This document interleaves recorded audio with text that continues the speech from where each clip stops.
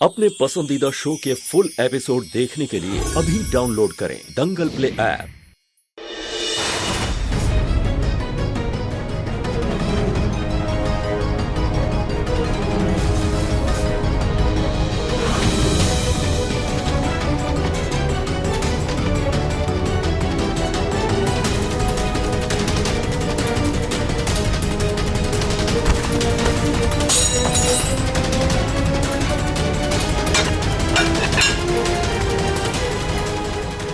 दिव्यम जी, आपने ऐसे चम्मच क्यों गिरा दी? हाँ मुन्ना, क्या हुआ बेटा? सब ठीक है ना? नहीं, कुछ भी ठीक नहीं है माँ। तुम करना क्या चाहती हो काया?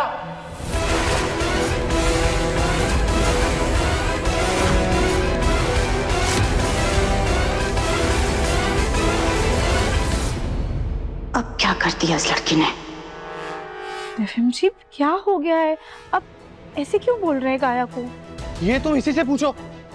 बताओ, क्या मिला है तुमने राधिका के खाने में?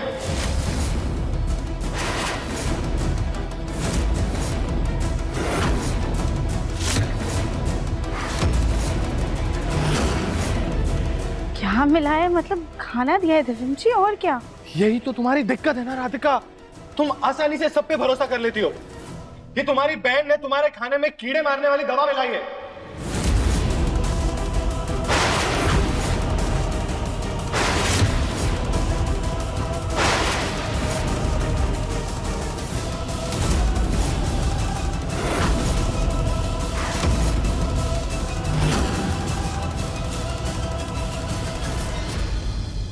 मुन्ना, ये क्या कह रहा है तू? समझ में आ रहा है ना तुझे? होश है ना? अरे काया हमारे घर की मेहमान है, उसने मेरी जान बचाई थी और तू इतना घटिया इल्जाम लगा रहा है बेटा। दादी, आप बहुत दिनों से नहीं है घर में।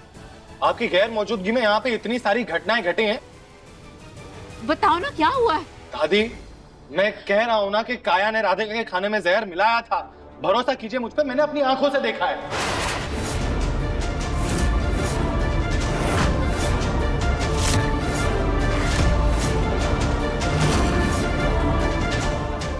दिव्यम, ये सब तुम क्या बोल रहे हो? मैंने ऐसा कुछ नहीं किया है। अच्छा, तुमने ऐसा कुछ भी नहीं किया है ना? कुछ भी नहीं किया है ना तुमने? ये लो, खाओ। देख क्या रही हो? खाओ।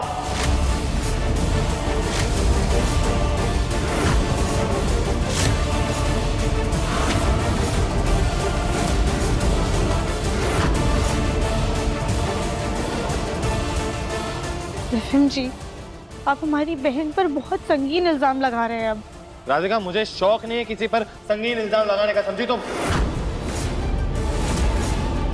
मैं कह रहा हूं, मेरी बात का विश्वास करो। काया, खाओ। देख क्या रही हो? मैंने कहा लो, खाओ। हाँ हाँ काया जी, अगर आपने इसमें कुछ नहीं मिलाया तो आप खाइए ना।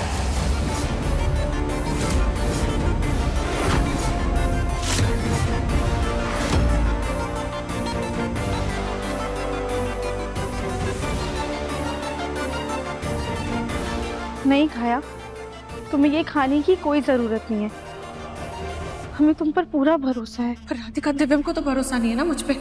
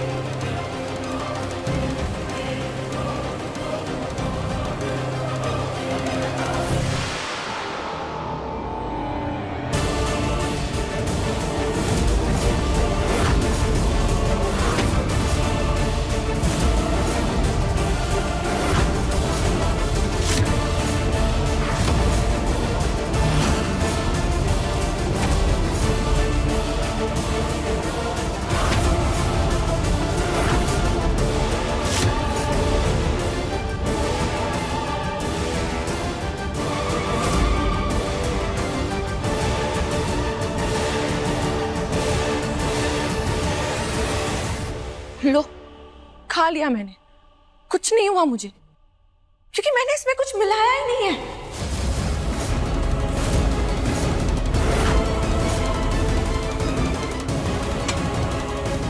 लेकिन ऐसा कैसे हो सकता है?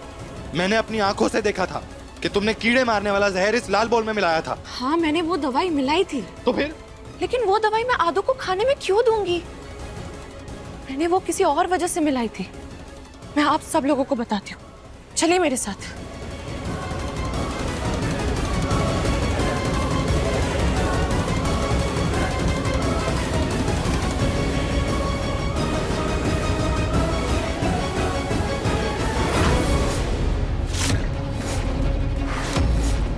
मैंने इस कटोरे में दवाई मिला के रखी थी ताकि जब खाना खाने के बाद मैं किचन साफ करने आऊं तो यहाँ कॉकरोच ना हो जाए।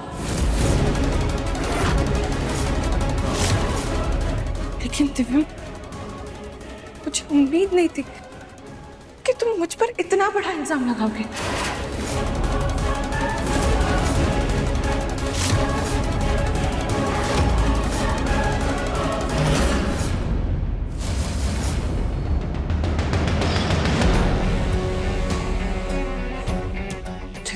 अभी भी मुझ पे विश्वास नहीं कर रहा है। अगर ये ऐसे ही मुझ पे नजर रखेगा तो ना मैं इस घर में रह पाऊंगी और ना मेरा मकसद पूरा कर पाऊंगी। मुझे कुछ ऐसा करना होगा जिससे दिव्यम को एहसास हो कि वो गलत है और कुछ समय के लिए वो अफसोस में चला जाए।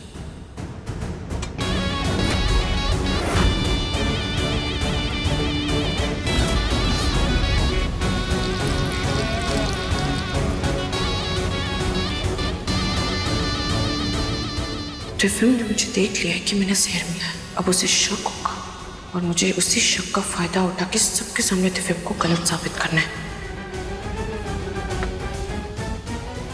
तुमने सोच भी कैसे लिया कि मैं अपनी बहन की जान लूंगी?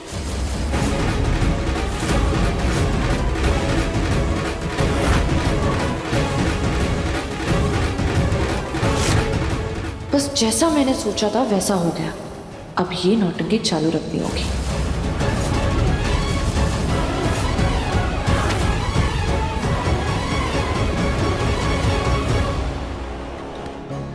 काया, काया प्लीज रुक जाओ, कहाँ जा रही हो तुम? नहीं आदू, मैं इस घर में और नहीं रह सकती। दिव्यम ने जो मुझ पर इल्जाम लगाया उसके बाद मेरा यहाँ रहना मुश्किल हो गया है।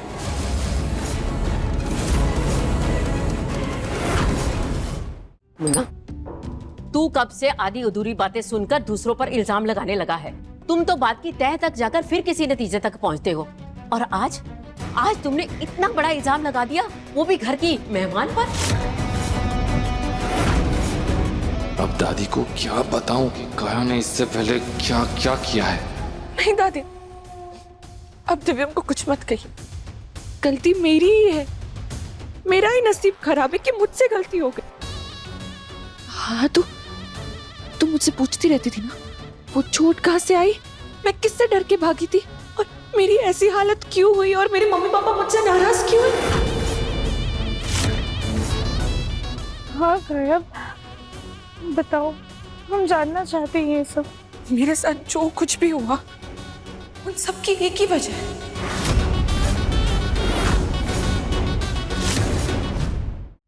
मेरा पति।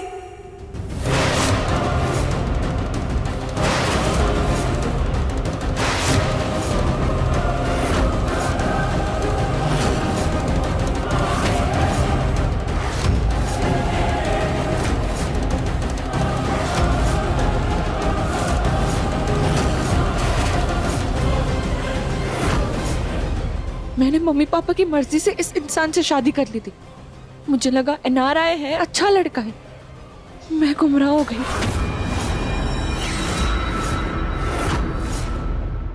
वो लोग तो वापस आ गए, लेकिन मेरा पति, वो मुझे बहुत मारता था, मुझे पीटता था वो। मैं जैसे तैसे लौट के इंडिया वापस आ गई। मैंने मम्मी पापा को समझाने की बहुत कोशिश की, लेकिन उन्होंने मुझे अपनाने से मना कर दिया। तो मेरे पति ने मेरे कैरेक्टर पर झूठा इल्जाम लगाकर मेरे अपने माँ बाप को मेरे खिलाफ कर दिया। मेरी जान के पीछे पड़ गया था वो, इसीलिए मैं उससे बचती छुपती हर जगह फिर रही थी, क्योंकि वो मुझे ढूंढ ना ले। एक बार के लिए सोचा कि मैं अपनी जान दे दूं, लेकिन तब तक तुम मसीहा बन के मेरे पास वापस आ गई। मेरे चेहरे पर वो जो चोट के निशान थे, वो मुझे मेरे पति ने मारा था और मैं उससे बच के आ गई थी यहाँ पे। अरे तो आपके साथ इतना कुछ हुआ तो आप पुलिस के पास क्यों नहीं गई? अगर मैं पुलिस के पास जाती तो वो मुझे ढूंढ लेता और मैं दोबारा उसके चंगुल में नहीं फंसना चाहती थी। मेरे साथ बहुत गलत हुआ है। अगर आप लोगों को यकीन नहीं आ रहा, रुको, मैं आप सब लोगों को बताती हूँ।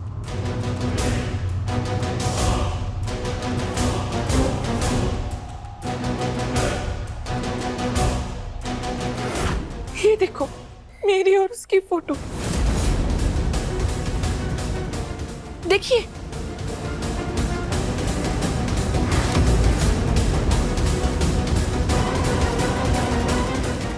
आप लोगों ने मुझे यहाँ रहने की जगह दी, सहारा दिया, उसके लिए थैंक यू।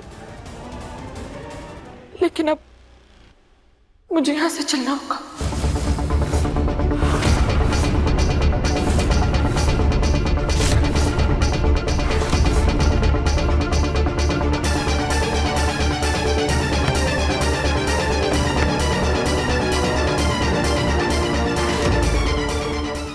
कन्हैया, तुम कहीं नहीं जाओगी, तुम यहीं रहोगी हमारी आंखों के सामने।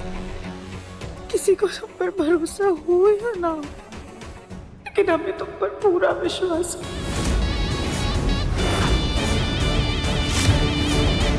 काया पर इतना कुछ बीता है और मैंने उस पर इतना घटिया इल्जाम लगा दिया। मैंने ये सही नहीं किया।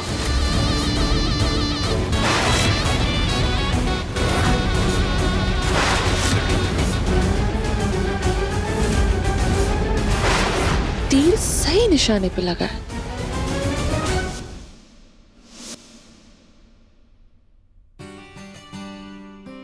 सुजाता, भोग तैयार हुआ कि नहीं? आज रामनवमी है, श्री रामचंद्र जी का पाठ है और कोई तैयारी नहीं दिखाई दे रही। कविता, तुझे फूल और फल लाने के लिए कहा था, मंगवाए कि नहीं? अरे कहाँ चले गए सब? माँ, भोग तैयार है। ठीक है। मम्मी जी, मैं आ गई। ये देखिए, पूजा के लिए फूल भी लेकर आई। रखो। और मुन्ना के पापा और भाई साहब पूजा का बाकी सामान और फल लाने के लिए गए। वो लोग भी बस आते ही होंगे। लेकिन पंडित जी पता नहीं कहाँ रह गए, आए नहीं अभी तक। राम राम बहन जी, राम राम राम राम। आयुष्मान। आपने बहुत समय लगा दिया आने में। हमें आने में देर हो गई, इसके लिए क्षमा चाहता हूँ। जो सामान मंगवाया था वो लाए है ना? हाँ हाँ, बिल्कुल आया हूँ। माँ, आपने ये सिंदूरदानी क्यों मंगवाई है? ये ऐसी वैसी सिंदूरदानी नहीं है, ये बहुत खास है। इसमें श्री राम जी के चरणों का और सीता मैया की मांग के सिंदूर का मिश्रण है इसमें। ये अयोध्या से मंगवाया है। कविता। जी मम्मी जी। बेटा, इसे ना मंदिर में संभाल कर रख दो। आज सारे पति अपनी पत्नियों को यही सिंदूर लगाएंगे, इससे जोड़ी लंबी बनी रहती है, हमेशा आशीर्वाद मिलता है भगवान का। जी मम्मी जी। बहन जी, इस सिंदूर की एक और भी मान्यता है। इसका आशीर्वाद जिस भी जोड़े पर पड़ जाए, वो सदैव के लिए एक दूसरे का हो जाता है।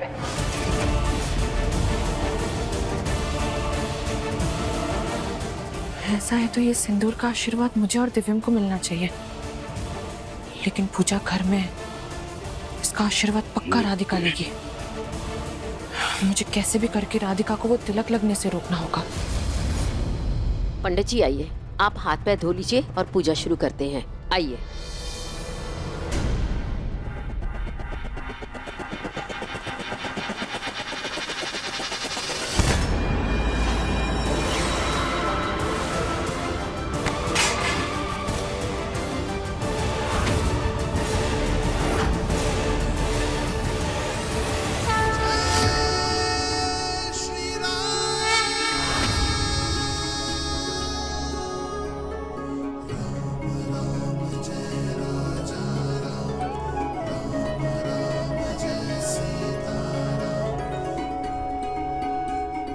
अच्छा हुआ तुम दोनों ने इसे बचा लिया, वरना मम्मी जी आज मुझे नहीं छोड़ती। जीते रहो बच्चों। ये लीजिए ताई जी। वैसे कैच पकड़ने में काफी माहिर हो गई हो राधिका।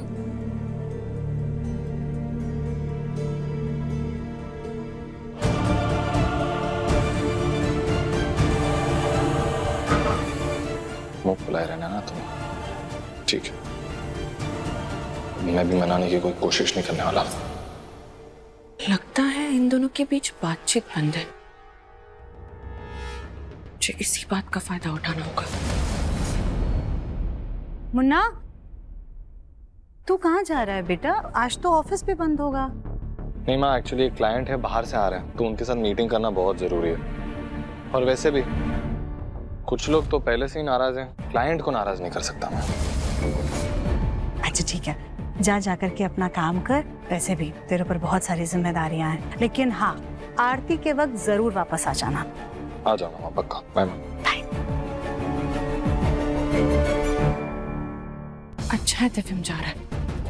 अब राधिका को खास तिलक नहीं लगेगा।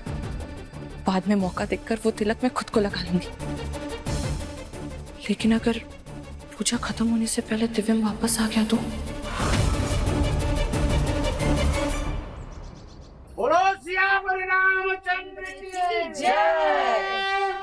अब हम भगवान श्री राम और माँ जानकी के पाठ आरंभ करने जा रहे हैं। आप सब भी अपना स्थान ग्रहण करें, बैठिए। अरे दिव्यम कहाँ है? माँ, दिव्यम ऑफिस के काम से गया है। अरे ये क्या बात हुई? घर में इतनी बड़ी पूजा है और वो ऑफिस चला गया? माँ, काम जरूरी था इसलिए उसे जाना पड़ा। थोड़ी देर में आ जाएगा। ठीक है पंडित जी, आप पूजा शुरू कीजिए। बैठो।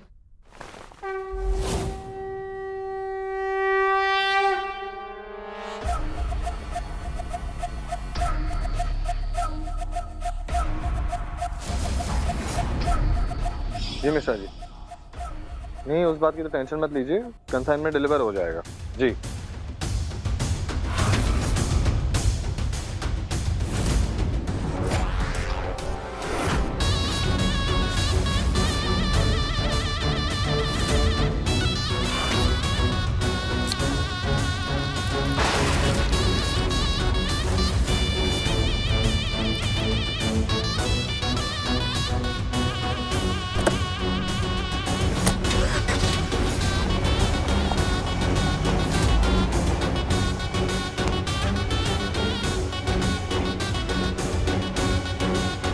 दिव्यम, तुम्हारी मीटिंग भी उस जगह है जहाँ दूर दूर तक कोई पेट्रोल पंप नहीं है। तुम जाके भी इस पूजा में नहीं आ सकते। एक समय की बात है, माँ सीता प्रभु श्री राम से बहुत नाराज थी। प्रभु श्री राम ने उन्हें मनाने की बहुत कोशिश की, पर सीता मैया नहीं मानी। राधिका सॉरी, वो मुझे सॉरी। डोडो दीदी को सॉरी बोलो। मुझे हमें कब से मनाने की कोशिश कर रहे हैं, हम कुछ ज़्यादा ही नाराज़ हो गए। उनसे फ़ोन कर लेते हैं। राधिका बेटा, दिव्यम को फोन मत करो, वो गाड़ी चला रहा होगा ना। हमारा फोन देखेगा तो परेशान हो जाएगा। अब देखिए मन अति सुंदर दंगल प्ले पर टीवी से पहले।